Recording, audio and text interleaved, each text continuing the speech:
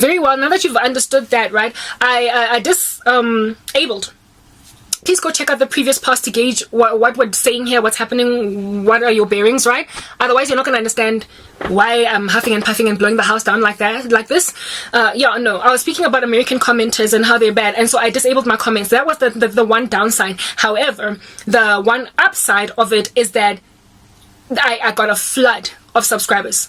So support was really great from the American conglomerate, right? I got my numbers. I got people who were with the fact that there is only one God. And even if I was dealing with an atheist, they could respect an argument for one God and not give me grief about 20,000 gods.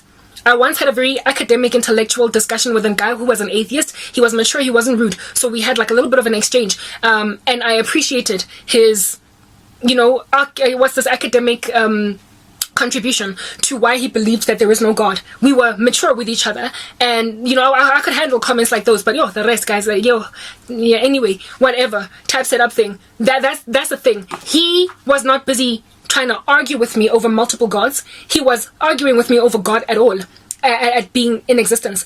In South Africa, you will be dealing with a person that you're having an apologetic discussion with, and they will tell you right now, like, they get so defensive to a point where, like, their ears fume and, like, smoke comes out and steam.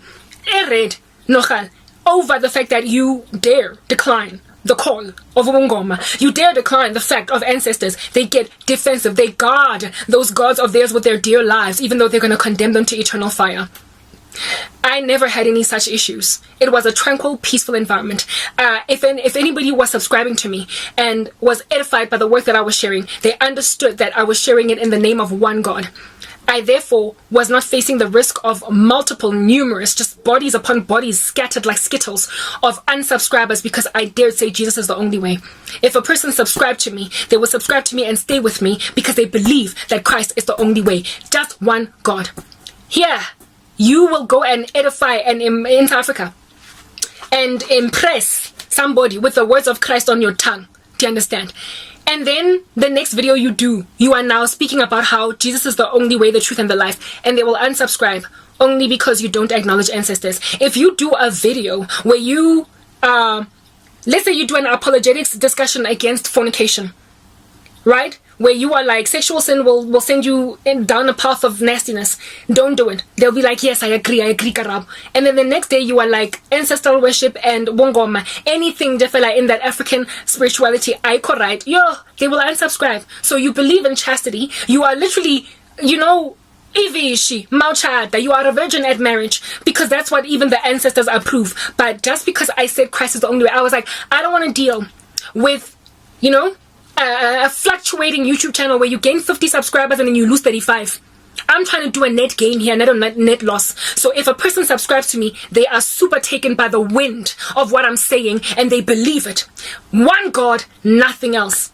So I wanted to avoid slow growth on my channel by preaching to South Africans. I wanted to Africans, period.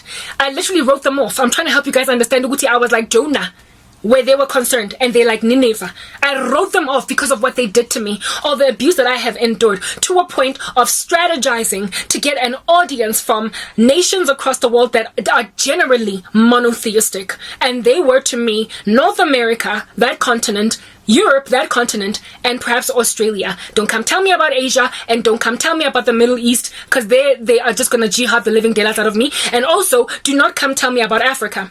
Like grand, I might even succeed to reach an Eskimo in Antarctica faster than I can ever reach an African that's latching on to ancestors. So I was like, I might not be yet moved to another country, but I am going to strive to have a ministry that is so prolific in one particular land that once I apply for to move, or once I apply for citizenship in another country, it'll be easy for me to go there because I am already well known in that country.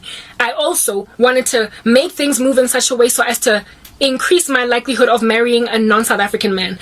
It had to be said, like, if I married a South African man, I would be tempted to just stick around in this country. But if I married a man in the US or in Europe somewhere, then I might just move there. Do you understand? I was so fed up that I wanted to get out. And I knew that my channel would get me seen, likely even by my prospective husband. It's why I accommodated some stupid American guy. Anyway, whatever.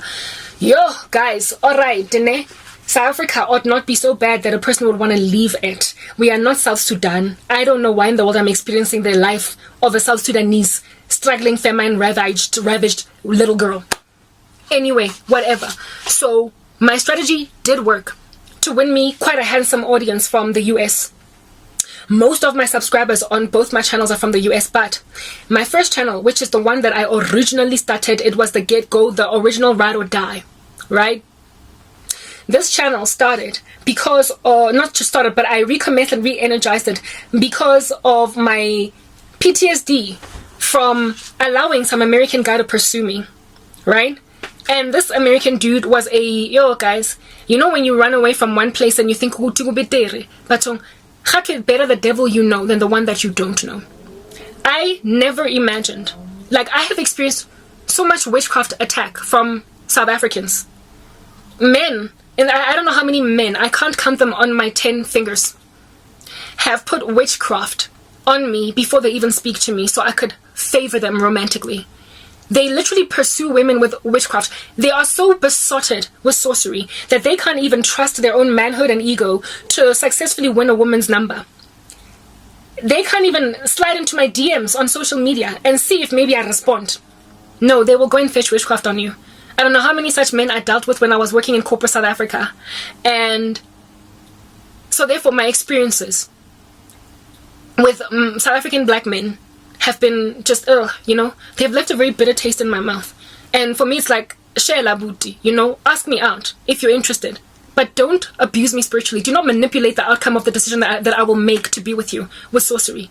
I just got so disgusted by the African narrative that I was like, I want to get out. I imagined that Americans and other people elsewhere are not so primitive and base. I shall use that terminology, like stick with me, alright? Don't click off just yet if you're black. I'm ultimately coming around, ne? So I imagined that Americans out there, or anybody else that's not in Africa, they're not so primitive and base that they will just grant to Isango Manjafela just to get anything in. Grant to Isango Manjafela just to get a woman. Grant to get a baby. Grant, like, I wanted just maturity to restore. Like, you talk to a human being, and then they like you, and then next thing they're your girlfriend, and then next thing they're your fiance, and then next thing they're your wife. You talk to a person, and then next thing you want to employ them for a job, so they're working for you. You talk to a person, and then next thing you are business partners. In Africa, get grant before you get anyone in your... I was tired of spiritual abuse. It's literally like satanic ritual abuse. And it just gets thrown around like flying saucers in the room in a poltergeist activity house in Africa. People just bewitch for anything and everything, and they don't first try and use their skills and their talents to acquire what they want. It's horrible. So I was fed up with that. I did not think that I would ever find that in any other continent that is not polytheistic. Let's move on to the next part.